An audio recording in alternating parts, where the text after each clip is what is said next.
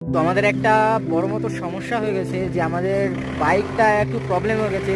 তো আমাদের যে ওই বাইকে যে দুজন ছিল আপাতত এই 4 চাকার হেল্প নিয়ে, এই বাইক 4 চাকাটার হেল্প নিয়ে ওই দুজনকে পাঠালাম শান্তনা দয়াময়কে 0 পয়েন্টের দিকে। তো আমাদের এই বাইকটার যে অবস্থা, তো হাওয়া মাঝ রাস্তায় ইয়াংসুন থেকে আসার পর পাংচার হয়ে গেছে পুরো বাইক।